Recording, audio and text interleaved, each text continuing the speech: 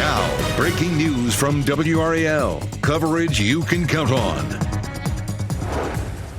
Breaking news, Wake County shootout. A man was shot by deputies this morning after they say he started shooting at them. The timeline of events from law enforcement. And a 5-year-old is shot. New this morning, WRAL spoke with the little girl's mother about what happened on a Cary road, how she says it all started and how the girl is doing. And we're tracking storm chances. Coming up, we'll show you why it'll take some time for the storms to return and where we see the chance for some localized flooding. That's in just a little bit. We are tracking those summertime feels here straight up 6 o'clock on July 1st. Welcome to it. I'm Jeff Hogan. And I'm Renee Chu. It looks like Mother Nature is celebrating this morning with this beautiful sunrise. Yes, July 1st, the halfway point of the year. 6 months to go in 2025. July 1st also happens to be the first work-iversary for Chris Michaels. So congratulations, Yeah, you lasted a year here. Congratulations to you guys for putting up with me for a year. We love having you. I love being here, guys. Thank you. So on this July the 1st, we're tracking some showers and storms for the evening especially. And the threat for severe weather is pretty isolated in nature, mostly west of I-95. Then there's the chance for localized flooding, which is mostly going to be in our northwestern counties this evening. And by tomorrow, it's mostly going to be in our northeastern counties just because of how humid it is out there. So let's look at both today and tomorrow. And today, that's the top part of the screen. You see those scattered storms are mostly geared toward the evening. By tomorrow, we see a decent amount through midday, and then they become a little more hit and miss heading into the afternoon and evening. But that same view of the Garner Tower, it looks beautiful out there. 78 the current temperature in the triangle. It is muggy though, so once again we see temperatures in the low to mid 90s and the heat index near triple digits. I'll show you when we see some of the coolest weather that we've seen in about a month, and I'd say coolest using that lightly because it is July after all. It is, but we'll take the cooler We'll weather. take any bit we can get. Yeah. Yes, thank you, Chris. You got it. All right, taking you out on the roads this morning. This is a live look, I-87 at New Hope Road. You can see that pretty sunrise this morning.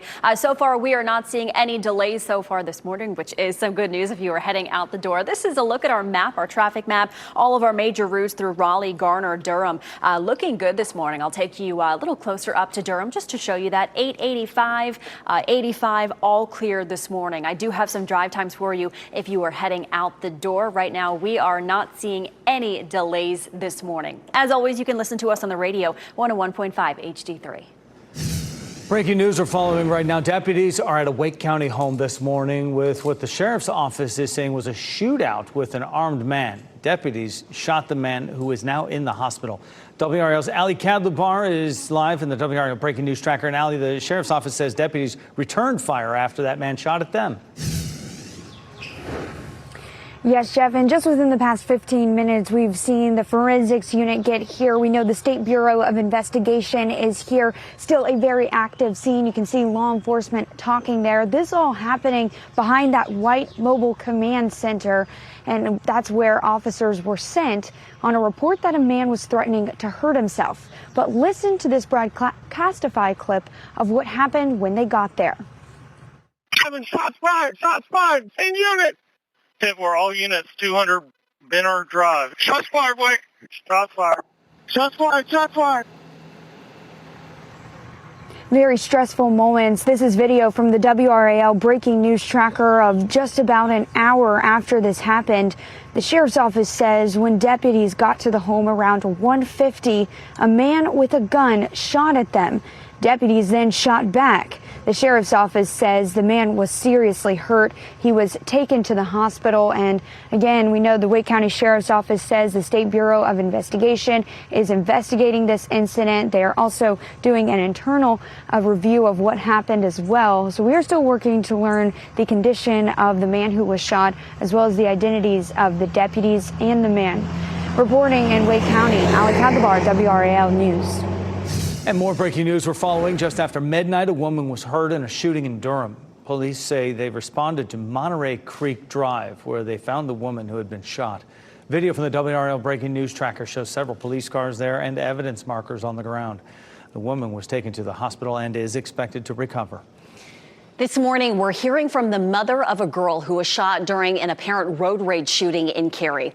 She spoke with WRAL as her 5-year-old is in the hospital. WRAL's Kelsey Coffey is live at the Cary Police Department this morning. And Kelsey, the girl's mother is sharing details about what led to the shooting.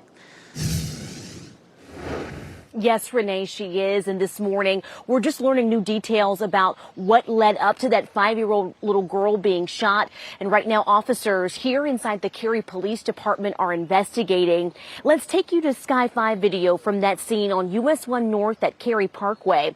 We spoke with the 5-year-old's mom off camera late last night to get an update. She says this all started on US 64 when her husband spotted the shooter's car and another vehicle weaving back and forth. She says the shooter threw something out of their car window and that object hit her husband's vehicle. Later on US 1, her husband caught up to that driver. She says he rolled down his window to yell at the person, and that's when they fired a gunshot. The little girl's mom says a bullet was found in her sippy cup. Now, she says her daughter does have extensive damage to her leg, but she's expected to be okay. Right now, we're asking police if they were able to track down that shooter. Kelsey Coffey, WRAL News, live in Cary. NC State is telling people to stay alert after a series of car break-ins on campus. University police received 7 reports of locked cars being broken into in the State View Hotel parking lot, as well as the Wolf Village parking lot. They say all of them happened between 8 p.m. Sunday and 12:30 a.m. Monday. A gun was among the items taken. Anyone with information should call University Police. We're getting a look this morning at the inmate who is back behind bars now after an attempted escape that left a Western North Carolina sheriff's deputy dead and another injured. This is Kelvin Simmons, tried to escape from Cherokee County. Authorities say 2 deputies were escorting Simmons to a doctor's appointment when he took one of their weapons. Sheriff Dustin Smith confirmed Officer Francisco Flattitz was shot and killed. Officer George Feinauer was also hurt but was not shot. Simmons fled in a stolen vehicle and was arrested in Macon County after a high-speed chase and standoff. Governor Josh Stein is expected to sign several important bills this morning. One of those is House Bill 959. It would require North Carolina school boards to restrict the use of cell phones, ban access to TikTok on campus, and require schools to teach students social media literacy. The governor is also expected to sign a Senate bill that would direct state human resources to reassess job descriptions and scale back education and experience requirements. This is in an effort to fill long vacant positions. Starting today, you'll be paying more to use rideshare companies. A new state tax will be applied to all rides booked through services like Uber and Lyft. It's called the Transportation Commerce Tax. The money will be used to pay for road and bridge maintenance. The tax will be 1.5% for solo rides, 1% for shared rides. Higher rates are set to take effect today for Raleigh water customers. The average bill will increase about $1.91 per month. In addition to Raleigh, the change also applies to most homes in Garner, Knightdale, Rollsville, Wake Forest, Wendell, and Zebulon, the towns receiving service from city water.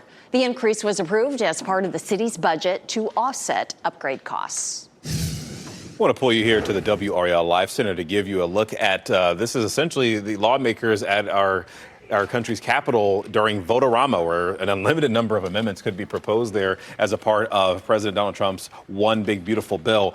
This obviously has been a point of contention between both parties, including some members of the Republican Party. And on the other side of the aisle, Republicans can only spare about 3 votes when it comes to this. They're receiving some party opposition in regard to this. Democrats have worked to delay the bill by proposing dozens of amendments, even at one point forcing clerks to read every single page of the One Big Beautiful Bill. North Carolina Senator Tom Tillis says he is not supporting this because qualified Medicaid recipients could lose coverage. That's been something he has been talking about and dealing with, also saying that he will not run for re-election. So we're watching very closely to see how this goes today, because the One Big Beautiful Bill could be voted on today. North Carolina health officials are holding a briefing this morning on the federal proposals to cut SNAP and Medicaid. North Carolina DHHS Secretary Dev Sangbai will be leading the virtual briefing. Officials are expected to outline key differences between the House and Senate versions of the bill and some of the significant impacts that our state could face if the bill is signed into law. That news conference is expected to start at 10 a.m. Officials in Idaho have released the pictures of 2 firefighters who were killed and another who was injured in an ambush shooting. Kootenai County Fire and Rescue Battalion Chiefs John Morrison and Frank Harwood were killed when a gunman opened fire on them while they were responding to a brush fire in Coeur d'Alene, Idaho, Sunday. Fire engineer Dave Tisdall was also injured in that shooting. The suspect is 20-year-old Wes Valroli. He was later found dead. Authorities say he intentionally started that brush fire and then started shooting when the first responders got there. Covering Cumberland County, the county school district is welcoming its newest superintendent today. Eric Bracey is assuming the role. He was previously the superintendent of Johnson County Schools. He's held leadership positions at other districts across the area. Covering Wake County, family 4th of July celebrations in Raleigh are kicking off early today. The Raleigh Parks Department is hosting its Red, White, and Grandkids event today at the Kiwanis Neighborhood Center. The event will include tasty treats and arts and crafts. The event is $3 for kids 12 and under, but they must be accompanied by an adult. Adults can attend for free. That event runs 4 to 6 p.m.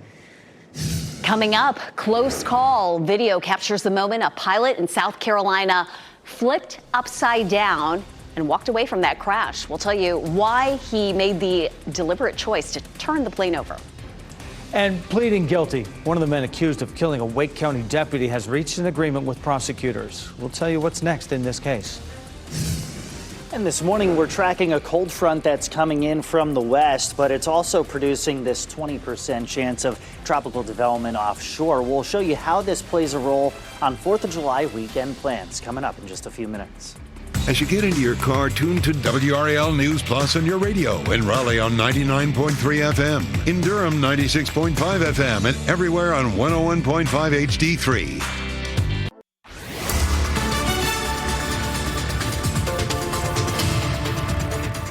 6:14, welcome back. Roxborough is at 72 degrees, Holly Springs 74, Garner 76, and Durham at 78. Warm and humid to get the morning started, but these are the hours where if you want to get some exercise outside, it's really the time to do it. Heading into the afternoon, we're back in the low to mid 90s, and it's really not until the evening that we see showers and storms coming through. This is with a very slow moving front that's going to produce once again the chance for showers and storms on Wednesday. A lot of that through midday and then turning more hit and miss the later in the day we go. Maybe a stray storm Thursday, but turning drier as we head into the holiday weekend. This same front producing a 20% chance of tropical development, but look at all that rain. Most of it offshore, so would not go canceling our weekend plans just yet. I'll show you the 4th forecast for this far inland coming up in a few minutes. All right, thank you. Chris, taking you back out on your roads this morning, I-48 White Oak Road. The sun is coming up, so you can see quite a few cars on the road this morning, but still this morning, 6:15, we are not seeing any delays so far. All of our major routes on our WRAL traffic map are all clear through Raleigh, Garner, Wake Forest, even up in Durham. Things looking good this morning, so wherever you are traveling this morning, you are not going to run into any delays. I do have some drive times for you if you are heading out the door in Durham. Right now, we are only seeing a 1-minute delay coming in from NC 50 on 98. That is all for this morning so far. Anyway, you can listen to us on the radio 101.5 HD3. Michelle, thanks. WRAL has learned that the district attorney will not be charging 3 Scotland Neck police officers over their handling of an unsolved murder case. Latoya Lawrence was found dead from a gunshot wound in 2021. A man called the police department days later, wanting to meet in Rocky Mount to discuss the case. At that meeting, Scotland Neck officers took the man into custody. Last month, the DA dropped murder charges against the man. The SBI investigated officers Marvin Hilliard and Marcus Morris, as well as Scotland Neck Chief Tommy Parker. Prosecutors said they were out of their jurisdiction when they detained the man, but they did not intend to commit a crime. The murder victim's cousin is outraged. I'm angry.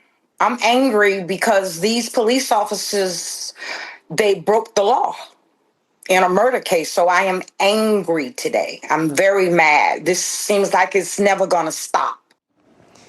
Lawrence's family says police have destroyed and misplaced evidence, including confessions. Chief Parker and Officer Hilliard resigned last month.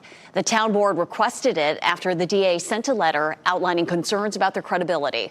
Lawrence's murder remains unsolved. One of the men accused of murdering a Wake County deputy pleaded guilty to a federal charge. Alder Maureen Sotelo and his brother Arturo are accused of killing Deputy Ned Bird during a 2022 traffic stop. A plea agreement last week revealed Alder Maureen Sotelo pleaded guilty to conspiracy to assist or instigate escape. This is separate from the state murder charges for Deputy Bird's death. Maureen Sotelo will be sentenced in the coming weeks. Prosecutors took the death penalty off the table, but the brothers still face murder charges. A man was found guilty of second-degree murder related to a crash in Johnston County in 2023. Sadina Ndai was traveling eastbound on Highway 70 business when he hit Yuri Vanyak. And Vanyak was loading vehicles onto his trailer on the side of the road there. Investigators say Ndai's blood alcohol level was 2 times the legal limit in North Carolina. He had several other pending charges at the time of the crash. A pilot is okay this morning after a plane flipped and crashed into a yard in South Carolina. The whole thing was caught on camera. So take a look at this video from a Nest camera. At the top of your screen, you can see the plane coming down and flipping as it came to a stop. The pilot, Harold Chapman, was the only person on the plane and walked away with only some scratches and bruises. Chapman says he was trying to land on a grass strip but came in too fast. A bump in the grass caused the plane to go airborne, and he says he made the choice to flip the plane to avoid further damage. You could try to do a go-around, full flaps, carb heat on, not a good idea. I'd have probably hit the power line, so I made the decision to just plan it, slow it down as slow as I could, and then right before the tree line, put it on its top. Instincts in real time. There's no word on how much damage was done to the plane, but he was able to walk away from that. How about the reaction on that? Right? I mean, what do? Tree line's coming up like they can't practice it. No, Just have to do it. A matter of seconds. Yeah. Yes, good judgment from him. Beautiful day on the way, at least early on with this sunrise. Hot though, sticky out there. Yeah, definitely going to be sticky. By the way, proud of you guys for matching that Right? sunrise. At least we could do. It's the theme. That's pretty clutch. Let's go ahead and give you guys a look at other parts of the area. Come into the Weather Center with me, and you see that sunrise is just about as nice as you go over downtown Raleigh there from our legislative building. And as we look towards some of our more wide view maps here, you see that front that's going to be causing some showers and storms. That's going to move into the area, especially as we head into the evening. So let me take you over to the big wall here, and you can see the worst case scenario in terms of our storms today, really heading into the evening. It'll be localized flooding, maybe some wind damage in a storm or two, but that again is really going to be geared toward the evening hours. So if you're planning on your lunch break so far today, I think we're mostly dry, guys. Really 3 p.m. isolated storm or two in our western counties, but you're really looking towards sunset and points after to where we see this cluster or this line of storms that in our northwestern counties could produce some flood advisories as we head into the nighttime hours. Now, heading into first thing tomorrow morning, our front's still going to be around, so a scattering of showers and rumbles of thunder will be possible. And then as we settle into the afternoon hours on our Wednesday, most of these storms are going to be in the eastern half of the area, and then finally leaving as we head into Thursday. But hey, talk about some brief relief. That's tomorrow. Temperatures in the middle 80s. Could be our coolest afternoon since June the 5th. And I know a lot of us have gotten tired of the heat, but hey, it's July. You expect it. Now, this front that causes those storms produces a little bit of an area to watch for tropical development heading into the weekend. That chance is only 20%, so we're really not concerned about it here at home, with temperatures this weekend in the low to mid 90s. Maybe a few more storms out toward the coast. But in terms of right now, temperatures about 74 to 78 all across the triangle. Maybe doing some grilling, practicing ahead of the holiday weekend. We'll be in the low to mid 90s for highs today. Again, tomorrow's our little bit of a cool down, but again, a little bit of a cool down and brief relief because it's July. You expect the 90s to come back, and they definitely will for the weekend. And they will. Yeah. Yes, they will. All right. Thank you, Chris. You got it. All right. Let's get it out on the roads this morning. Let's say good morning to everybody in Apex. US 1 at 1010 Road. People are free flowing this morning. We are not seeing any delays. I've been saying that all morning long. I want to keep saying that for everybody out there. Look at our traffic map here. All green, indicating no delays so far this morning. All of our major routes through Raleigh and Garner looking good, as well as Durham as well. You will not encounter any delays so far this morning. I do have some drive times for you. Current I-40 delays right now. We are seeing no delays on I-40 this morning. As always, listen to us on the radio, 101.5 HD3. Michelle, thanks for that. Still ahead, filing for bankruptcy, the Durham-based company Wolfspeed is laying out its plan to navigate the next several months. We'll explain what's in store. And avoiding junk fees. They are costing American families thousands every year. 5 on your side explains what's being done to stop them.